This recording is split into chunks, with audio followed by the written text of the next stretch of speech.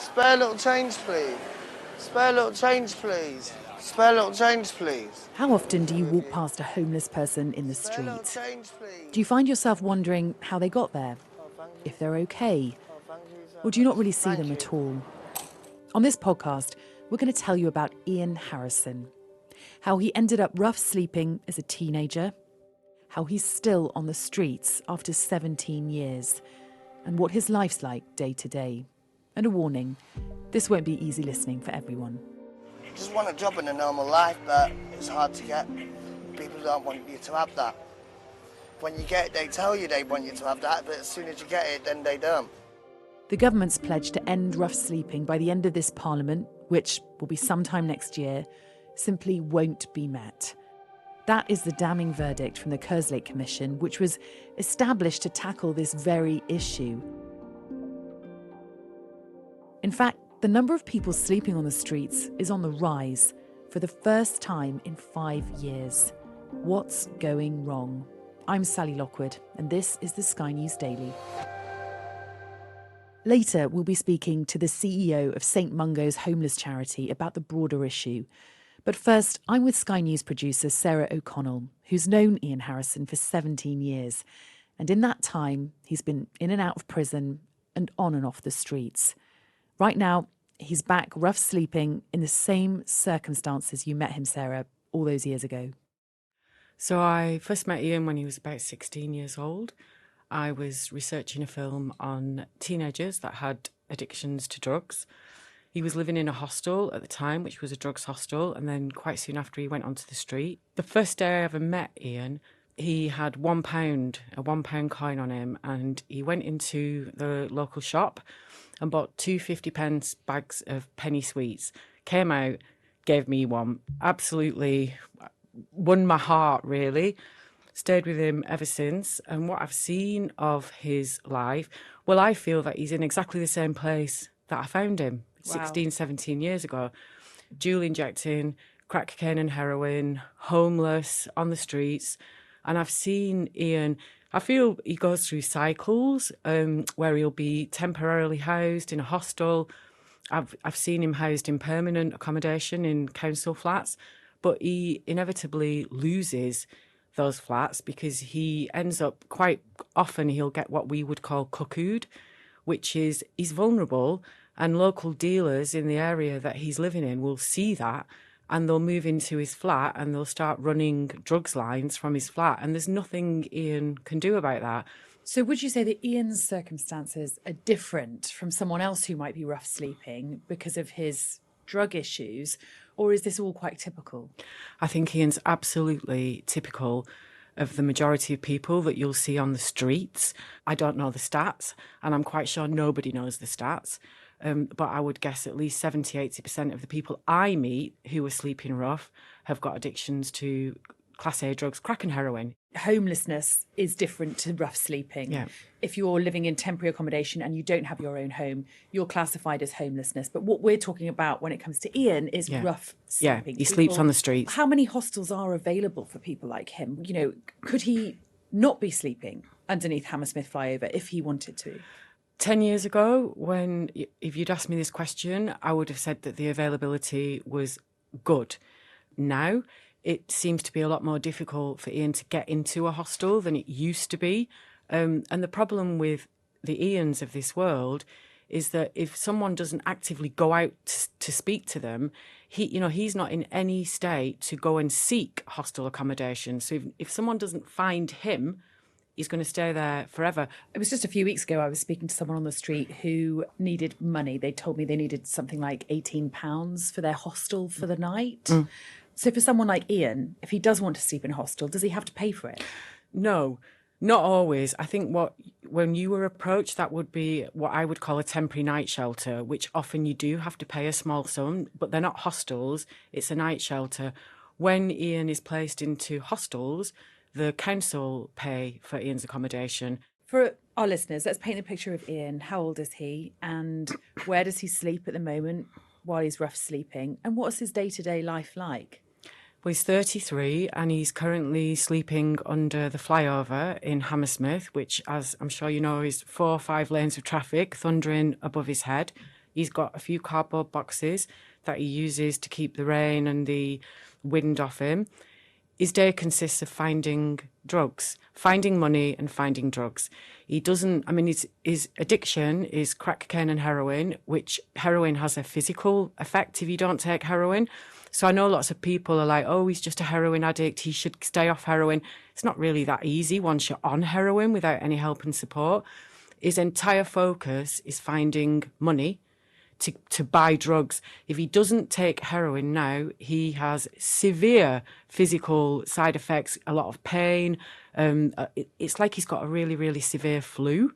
I found him in the fetal position many a time, just curled up. He won't have spoken nor seen anyone. I remember filming with some rough sleepers a few years ago, and they told me that they didn't feel safe in hostels. They'd prefer to be on the street. And then I also spoke to a council who said, well, we've got hostels available for these people. If they're sleeping on the street, it's because they're choosing to. What would you say to that? I've been in every hostel Ian's ever stayed in. Quite often they tend to put him in hostels specifically designed, they would say, for addicts, for drug addicts. Never mind Ian not feeling safe in it. I don't feel safe in them. They're very desolate places. Again, he doesn't get any support. If you walk out the front door, there'll be so many dealers, drug dealers, because obviously they know where their customers are, that they're all in one house or one building. But some might say, well, surely a bed that's dry and warm is preferable over sleeping under Hammersmith flyover. It is preferable, but if that's all you're giving him, then what's the point? Because if you just give him a bed, his life's not going to change because the drugs are going to take him back out there. Ian needs constant support. He needs consistency.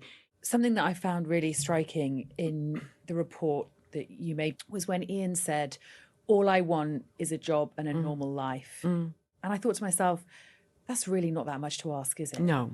How hard is that for someone in his position to achieve? Almost impossible. On his own, totally impossible. Ian, when he's been put into a flat, he can't manage money. He doesn't know how to pay bills. He was in a children's home and he was a child from care.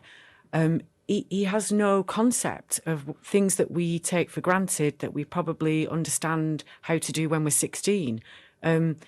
He needs consistent support from the same team of people. Ian can't sort his life out on his own. It's impossible. And the tragic statistic is that the average rough sleeper will die in their 40s. And Ian's, 33? What does the future hold for Ian at the moment as you see it, or as he sees it? I honestly, I try to have hope because I've known him so long and I've tried so hard to help him.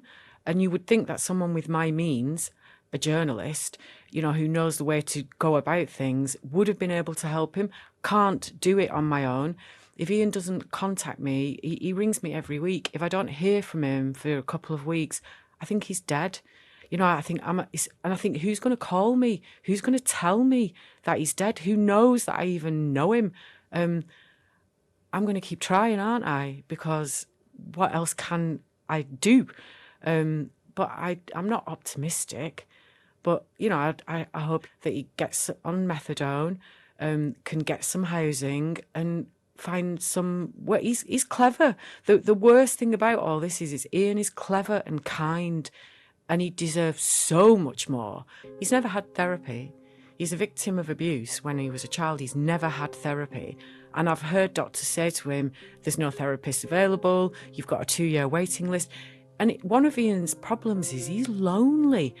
It sounds ridiculous, but he's lonely. He doesn't have anyone looking out for him or looking after him. He needs a team of people around him. Okay, Sarah, I hope we revisit this story in the future and I hope have so too. something brighter to talk about. I hope so too. Thanks so much. You're welcome. Let's pause there. After the break, we'll hear from Emma Hadad, CEO of the homeless charity St Mungo's, the Secretariat of the Kerslake Commission.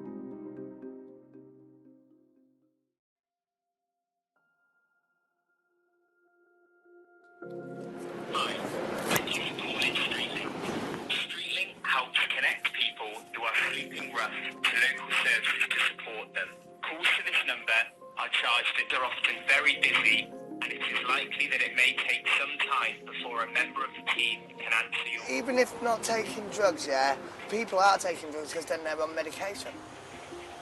Like, the doctors and stuff say, oh, take this medication. It's a drug.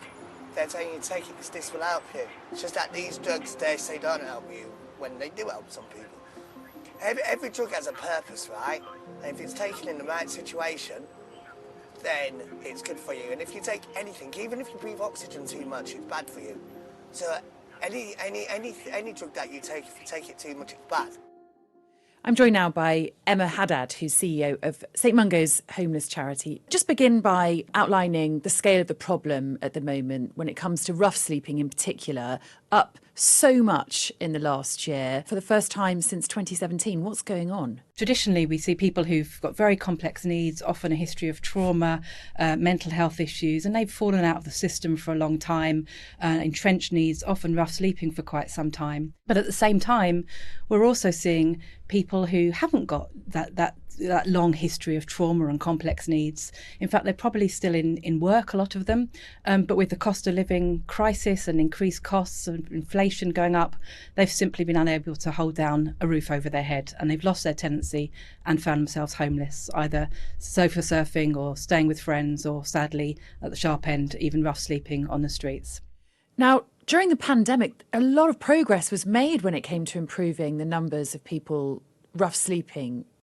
What's gone wrong since? The Kerslake Commission was established precisely in response to everyone in the campaign during the pandemic to try and learn the lessons from the pandemic response and to hold on to what worked really, really well. Everybody was offered the same help off the streets. Sadly, you can hold on to a shared mission and a shared purpose, but we've lost that specific funding for everybody. And we've lost that shared mandate, really, from central government, which said everybody has to be off the streets. This is a health emergency. We need to get people safe and inside. And without that, it's harder and harder to help. Now, the Conservative manifesto at the last election was to end rough sleeping within the lifespan of this Parliament. The Kerslake Commission has concluded that this goal will not be met by the deadline, which will be sometime next year. What's your take on how well the Conservative government has done in tackling this issue? Well, it was fantastic to hear the Housing Minister this morning say that she still felt that the government would reach their 2024 target of ending rough sleeping. But to all of us in the sector, where there's a wealth of expertise and experience, and we're seeing clients every day in our services, it looks way beyond reach to all of us. One of the biggest things that the government has unfortunately failed to do so far is raise housing benefit. And you've got housing benefit, which has been frozen since 2019, nearly 5 years, while rents have just continued to rise and rise. And so the gap between what people can afford and what they're actually getting in housing benefit has become bigger and bigger, and more people are therefore finding themselves homeless.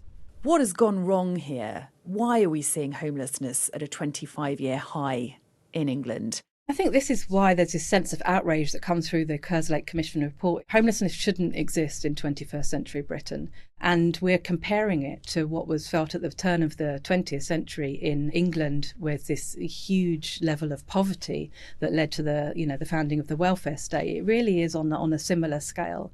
And there's been this lack of investment in housing. We've seen statutory services just brought to their knees with not enough funding poured in. There is the will in local government. We work very closely with local authorities. We deliver services on their behalf. But we're fighting against the tide, as in the title of the report published today, where we're just meeting people who have reached that crisis point rather than preventing them from getting to the crisis in the first place. And if we're really going to change that situation and start to get a lid on homelessness, to stop rough sleeping continuing to go through the roof, we're going to have to reorientate that system. Research by the homeless charity St Barnabas found that 82% of people wouldn't know what to do if someone they knew was homeless. What could individuals do to help someone? People do find it really hard to know what to do, especially when you meet somebody on the street. Should you give them money? Should you not? I mean, just saying hello is really, really nice, and not just walking on by and ignoring people. You can phone StreetLink. StreetLink is a service. I think you covered it on your coverage earlier on today Yeah, about but it's Ian, a 1 hour wait just to make a phone call. which was really sad to hear. Not every homeless person has a mobile phone. And if No. they do, they don't necessarily have the credit on it to make a phone call where they could be on hold for an hour. No, and that's why it's open to members of the public, and there's a digital channel too, so you can message in and you can say that you've seen somebody who needs help, and then StreetLink will go out and get in touch with them. And an hour sounds an incredibly long time, and I was really sorry to hear that. But, this is a sign of the growing demand. And just lastly, Emma, how hopeful are you that the rising number of homeless and rough sleepers could be turned around?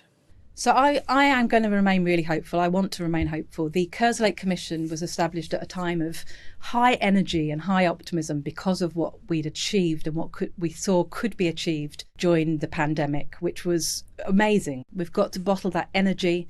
We've got to bottle that way of working and not lose sight of it completely, because that's what we're in danger of. But I truly believe that we can build on that, we can hold on to it, and that coming together with that right sense of shared purpose and the right funding in the right places, not just trying to stick over the cracks, but actually prevent homelessness in the first place, we really can. And we need to hold on to that so that we can actually end rough sleeping for good. OK, Emma Hadad, CEO of St Mungo's, thanks very much for speaking to us. Thank you.